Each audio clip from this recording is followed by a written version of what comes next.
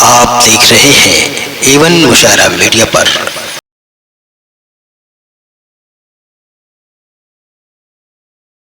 خود کھڑا ہو جائے گا اور دیکھے گا کہ کون سا پلہ جھک رہا ہے۔ اعمال صالحہ کا پلہ جھک گیا، وہی خوش نصیب ہے، اس کے لیے جنت ہے، اسی کا نام اعمال اس کے داہنے ہاتھ میں ہے۔ جب پل صراط جس کو کہا جاتا ہے اس کے اوپر سے گزریں گے، جو جہنم کے اوپر ہے، جو مومن صالح ہے وہ تو جس طرح بجلی کونتی ہے اس کے اوپر سے نکلیے، وہ ہے جس کا نام ہے اعمال اس کے دائیں ہاتھ میں ہے۔ اور جو وہاں بد نصیب تھا وہ اس پل سے جہنم کے اندر گرے گا۔ پل کو پار کر کے اللہ تعالیٰ کے نبی حضرت محمد صلی اللہ علیہ وسلم کے حوض کوثر کے اوپر پہنچ کر اس حوض کوثر سے پیاس بجھائے گا۔ کون بجھائے گا؟ جس کا نام ہے اعمال دائنے ہاتھ میں تھا۔ وہ کون ہے جو دنیا میں ہر وقت آخرت کا خیال رکھتا تھا؟ کدھر نظر ڈال رہا ہے؟ اللہ دیکھ رہا ہے۔ کدھر کان لگا رہا ہے؟ اللہ دیکھ رہا ہے۔ کیا زبان بول رہا ہے؟ سچ ہے جھوٹ ہے؟ کسی کی عزت و آبرو پر حملہ کر رہا ہے؟ اللہ سن رہا ہے۔ جو یہ کر رہا ہے اس کا نام ہے اعمال بھی دائیں ہاتھ میں ہے، اس کا ترازو کے اندر عمل صالح کا پلہ بھی بھاری ہے، وہی صراط کے اوپر سے آگے جا رہا ہے، اور وہی حوض کوثر پر پیاس، اور جنت اسی کی مشتاق ہے، کھلی ہوئی ہے، وہی جنت میں جا رہا ہے۔ اور نبی کریم علیہ السلام نے فرمایا کہ تم جس طرح اپنے محلوں کے اندر اپنی آبادیوں میں بغیر کسی کے بتائے اپنے گھر پہنچتے ہو، اس لیے کہ رات اور دن تم گھر کے راستے کو جانتے ہو، یہ جنتی اپنے گھر پر اسی طرح پہنچے گا، کسی کے پہنچانے کی ضرورت نہیں ہوگی۔ یہ بھی اللہ کا انعام ہے اس کے اوپر۔ اس لیے میرے بھائی، میں تو یہی بات کہتا ہوں کہ اللہ تعالیٰ نے ان کو بہت رحمت اور نعمت سے نوازا تھا۔ انہوں نے جمعیت علماء کی خدمت کی، اور اس طرح خدمت کی ہے کہ جمعیت علماء نے جو کچھ ان کو دیا ہے، ان کی محنت کا حق یقیناً ان کی محنت اس سے کم نہیں تھی، اس سے زائد دی تھی۔ ان کا آنا جانا چلنا پھرنا ہر وقت، حالانکہ کوئی جمعیت کا آدمی تو ان کے ساتھ رہتا نہیں تھا جو یہ کہہ سکے، شکایت کر سکے کہ انہوں نے کام نہیں کیا جمعیت کا۔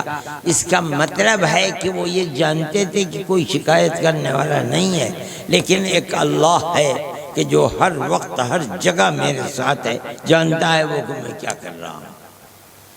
ہر آدمی کو ایسا ہی بننا چاہیے، یہ یقین اپنے دل میں رکھنا چاہیے کہ ہر وقت اللہ دیکھ رہا ہے، سن رہا ہے۔ جو لوگ اپنے اندر اس یقین کو کامل طور پر رکھتے ہیں وہ کامیاب ہیں، اور ہم جیسے جاہل لوگ اگر اس کو بھلا دیں گے تو ہمارے لیے آخرت کی منزل خدا جانے کیسی گزرے گی۔ اگر اللہ نے اپنی رحمت بے کراں اور مغفرت کا معاملہ نہیں کیا تو اگلی منزل بہت سخت اور پریشان کن ہے۔ میں اس لیے آیا تھا یہاں کہ میں مولانا کی تعزیت کروں، میں آپ سب کے اور خاص طور پر ان کے بچوں کے غم میں شریک ہوں۔ اللہ سے یہ دعا کرتا ہوں کہ اللہ ان بچوں کو اپنے باپ کے طریقے کے اوپر زندگی گزارنے کی توفیق عطا فرمائے، اور ہم سب جتنے لوگ یہاں حاضر ہیں ہماری دنیا کو بھی آباد فرمائے، ہماری آخرت کو بھی آباد فرمائے۔ ان بچوں کا دوسرا مسئلہ یہ تھا کہ انہوں نے آج اپنے مکان کی پہلی بنیاد رکھی ہے۔ میں تو آپ سے کہتا ہوں اور خدا شاہد ہے، میں تو تباہ حال آدمی ہوں، مگر ان کی محبت کی بات ہے کہ انہوں نے اس کو اس پر موقوف کر رکھا تھا کہ میں آؤں تب یہ مکان شروع کریں گے. یہ کوئی چیز نہیں تھی، انہیں خود شروع کرنا چاہیے تھا. خیر و برکت میرے یا کسی آدمی کے شروع کرنے پر، مجھ جیسے آدمی کے شروع کرنے پر تو ہے نہیں. خیر و برکت تو مال حلال سے اللہ کی طرف سے پیدا ہوگی. اگر انہوں نے اپنی روزی کو حلال کیا ہے تو یہ اگر مٹی پر بھی ہاتھ رکھیں گے تو اللہ اس کو سونا بنا دے گا. دوسری بات یہ ہے کہ آخرت تو ہر ایک کے پاس آنی ہے. جہاں ہمارے بڑے چلے گئے، کیا یہ ہے کہ ہم وہاں نہیں جائیں گے؟ ہمیں بھی وہاں جانا ہے. لیکن میں نے کہا قرآن کی آیات اور احادیث سے کہ وہاں کی منزل کی آسانی جبھی ہے جب اس دنیا کے اندر ہر مرحلے پر آدمی اپنی آخرت کو یاد رکھتا ہے. جتنا زیادہ یاد رکھے گا آخرت کی منزل اتنی ہی آسان ہو جائے گی. آج کل ہمارا حال یہ ہے کہ وہ بزرگ لوگ جن کی زندگی بلکہ ان کے چہرے کو دیکھ کر لوگوں کو آخرت یاد آتی تھی، وہ تو دنیا سے اٹھ گئے. اب تو ہم لوگ ان کے نام پر روٹی کھانے والے لوگ ہیں. ہمارے پاس ایسی چیز نہیں ہے کہ ہماری صورت کو دیکھ کر کسی کو آخرت یاد آئے.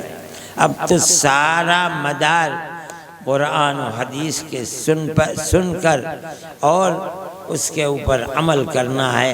اللہ جس کسی کو توفیق عطا فرما دے وہ کامیاب ہے، جو اس سے محروم ہو گیا وہ ناکام و نامراد ہے. اس لیے میرے بھائی، میں ان لوگوں سے کہہ رہا ہوں کہ بھئی کماؤ، چاہے جتنا کماؤ. کمانے کی کوئی مناہی اسلام کے اندر نہیں ہے، چاہے جتنا کماؤ. اللہ کے نبی کے صحابہ سارے کے سارے فقیر تھوڑی تھے، بڑے بڑے دولت مند تھے. حضرت عثمان غنی رضی اللہ تعالیٰ عنہ کی دولت کا کوئی ٹھکانہ ہے؟ آپ نے چندے کی اپیل کی اور گئے گھر میں اور 1000 سونے کے سکے لا کر کے تھیلی میں آپ کی گود میں ڈال دیے. بعد لوگ تاریخ میں آتا ہے کہ آپ نے پھر اپیل کی، پھر گئے 1000 لا کر کے دے دیے، پھر گئے پھر لائے 1000 دے دیے. جو آدمی چندے میں 3,000 سونے کے سکے دے دے، اس کے گھر میں کتنا انبار ہوا؟ کہاں سے آ رہا تھا؟ کما رہے تھے. کمانے کی کوئی مناہی اسلام میں نہیں ہے. حضرت عبد الرحمن بن عوف رضی اللہ تعالی عنہ تاجر پیشہ تھے. سب کچھ چھوڑ کر مکہ معظمہ میں آپ کی طرف آ گئے اور نبی کریم علیہ السلام کے بعد مدینہ منورہ میں آ کے تجارت شروع کر دی. حضرت سعد رضی اللہ تعالیٰ عنہ کے پاس نے بھیج دیا، بھائی یہ تمہارے بھائی ہیں، ان کی خبر گیری کرو. انہوں نے کہا آپ کو اللہ کے نبی نے میرا بھائی بنایا ہے، میری 2 بیویاں ہیں، میں ایک کو طلاق دیتا ہوں، جب عدت گزر جائے آپ اس سے شادی کر لیں. میرے جتنے باغات ہیں آدھے آدھے کرتا ہوں، آدھا آپ لیں آدھا میں لے لوں گا. اس لیے کہ آپ میرے بھائی ہیں، اور ایک تو بھائی وہ ہے جو ماں باپ شریک ہے، آپ کو تو بھائی رسول اللہ نے بنایا ہے. لیکن ہم جیسا کوئی ہوتا جزاک اللہ کہہ کے اور قبضہ کر لیتا. انہوں نے کہا نہیں، آپ مجھے بازار کا راستہ بتا دیجئے، میں تو اپنا کنواں کھودوں گا اور پانی پیوں گا، آپ کے کنویں سے پانی نہیں پیوں گا. چنانچہ بازار کا راستہ بتا دیا گیا اور گئے، اور صبح سے ادھر سے خریدا ادھر بھیج دیا، ادھر سے خریدا ادھر بھیج. تھوڑا سا گھی بچ گیا کاروبار میں، اور تھوڑا سا ایک اور چیز ہوتی ہے عقیق، جو وہاں بنتی ہے بڑی کھٹی ہوتی ہے. اونٹنی کے دودھ کو تپتے تپتے پتھر پر کپڑا بچھا کر کے یا ریت پر، اور جیسے جلیبی ٹپکائی جاتی ہے اس دودھ کو ایسے ایسے ٹپکاتے ہیں. وہ ٹپکتا رہتا ہے اور جمتا رہتا ہے اتنا، اور پھٹتا رہتا ہے، نہایت کھٹا ہوتا ہے. یہ کچھ بچا، اس کے بعد کاروبار شروع کر دیا۔ نبی کریم علیہ السلام کے دنیا سے تشریف لے جانے کے بعد ایک مرتبہ ان کا سامان تجارت مدینہ منورہ میں آیا تو ان کے، آج تو ٹرکوں میں آتا ہے، اس وقت تو اونٹوں میں آتا تھا، سارے بازار گلی کوچے عبد الرحمن ابن عوف رضی اللہ تعالیٰ عنہ کے اونٹوں سے تجارت کے سامان سے بھر گئے۔ شور مچ گیا کہ عبد الرحمن ابن عوف کا سامان تجارت آیا۔ ام المومنین حضرت عائشہ صدیقہ رضی اللہ تعالیٰ عنہ نے کہلوا کے بھیجا کہ عبد الرحمن، اللہ کے نبی کو گئے ہوئے تو بھی کچھ ہی دن گزرے، تم نے اپنا دل اتنا دنیا سے لگا لیا کہ شور مچ رہا ہے کہ کاروبار عبد الرحمن ابن عوف کا سامان تجارت ہے۔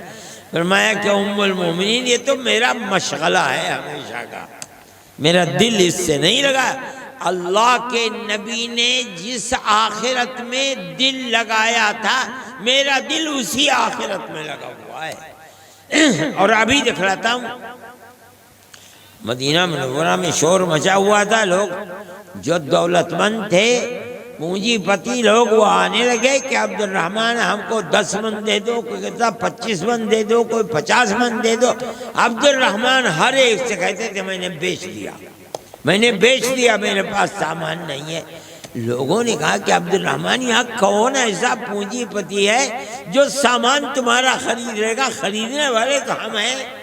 تب فرمایا میں نے اس ذات کو بیچ دیا جو ایک کے بدلے میں 10 دیتا ہے، اور سارا سامان صدقہ کر دیا۔ اور ام المومنین حضرت عائشہ صدیقہ رضی اللہ تعالیٰ عنہ سے کہلوایا کہ یہ ہے میری تجارت، میرا دل آخرت سے جڑا ہوا ہے، جو اللہ کے نبی نے راستہ دکھلایا تھا میں اس راستے سے ہٹا نہیں ہوں۔ میرے بھائی، یہ ہیں وہ لوگ کہ جن کو آخرت یاد آتی ہے اور وہ اسی طریقے پر کماتے ہیں۔ مجال نہیں جو ذرا حرام کا شبہ ہو، اور مجال نہیں کہ حرام میں خرچ کر دیں، جہاں ان کی آخرت آباد ہوتی ہے وہاں خرچ کرتے ہیں۔ نبی کریم علیہ السلام اپنی ازواج مطہرات کو چھوڑ کر کے دنیا سے چلے گئے، اور آخری عمر میں کبھی کبھی فرمایا کرتے تھے کہ یہومنی، مجھے ہم میں ڈالتا ہے کہ میرے بعد تمہارا امر، یہومنی امر کن بعدی۔ حضرت عائشہ صدیقہ رضی اللہ تعالیٰ عنہ، خدا جانے میں تو جا رہا ہوں دنیا سے، میرے جانے کے بعد کون ہے جو تمہاری خبر گیری رکھے گا، تمہارے حق کو کون ادا کرے گا؟ عبد الرحمن ابن عوف کو دعا دیتی ہیں حضرت عائشہ صدیقہ رضی اللہ تعالیٰ، اور دعا بڑی عجیب و غریب، ان کے بیٹے سے فرماتی ہیں سق اللہ اباک من سلسبیل الجنہ۔ قرآن کہتا ہے کہ جنت کے اندر ایک چشمہ اللہ نے بنایا ہے پانی کا، جس کا نام ہے سلسبیل۔ یہ دعا کرتی ہیں کہ تیرے باپ عبد الرحمن ابن عوف کو اللہ تعالی جنت کے جو سروت ہے، چشمہ سلسبیل ہے، اس کا پانی پلائے۔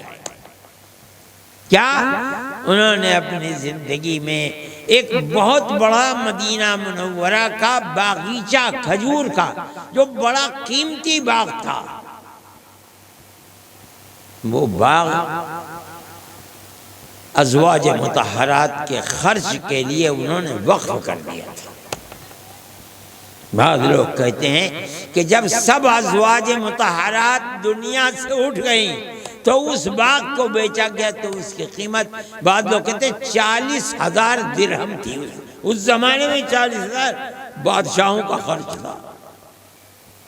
مطلب یہ ہے کہ لوگ ایسے تھے کہ جن کے سامنے دنیا کچھ بھی نہیں تھی، ایک مچھر کے پر کے برابر بھی حیثیت نہیں تھی، اور ہر وقت ان کے سامنے ان کی آخرت رہتی تھی۔ مرنا ہے، کس وقت آ جائے موت اللہ کے سوا کوئی نہیں جانتا، لیکن مرنا ہے تو حساب و کتاب دینا ہے۔ میرے بھائی، میں نے تو مولانا نوشاد صاحب پر بات چھیڑی تھی، حقیقت یہ ہے کہ مجھے ان کی زندگی کے اندر یہ وصف نظر آتا تھا کہ انہوں نے جو کچھ بھی اپنی زندگی کے رخ کے لیے راستہ متعین کیا تھا وہ یہی تھا کہ ہر وقت آخرت سامنے ہے۔ جمعیت علماء کا میں ذمہ دار ہوں، میرے ساتھ رہتے تھے وہ، لیکن جمعیت علماء پر کبھی یہ بات نہیں آئی کہ انہوں نے اس کے حق کو تلف کیا، اس لیے میں سمجھتا ہوں کہ وہ مطففین میں سے نہیں تھے جو بات میں نے کہی تھی، بلکہ اللہ تعالیٰ نے ان کو ایسا دل اور دماغ دیا تھا کہ وہ ہر وقت اس فکر میں رہتے تھے کہ میں جتنا اپنا حق لے رہا ہوں وہ اتنا ہی حق نہیں، اس سے زائد میں حق جمعیت علماء کو دے دوں، اور میں اس کی گواہی دیتا ہوں کہ ان کے اوپر جمعیت علماء کا کوئی حق باقی نہیں ہے، نہ ہمیں ان سے کبھی شکایت ہوئی ہے۔ میری دعا ہے کہ اللہ ان کی اولاد کے ساتھ بھی یہی معاملہ فرمائے، ان کے دل کے اندر بھی انہی کی کیا بلکہ ہم سب کے دل کے اندر آخرت کا خوف پیدا فرمائے، اور ہماری دنیا کی زندگی کو بھی آباد فرمائے، آخرت کی زندگی کو بھی آباد فرمائے۔ وآخر دعوانا ان الحمد للہ رب العالمین۔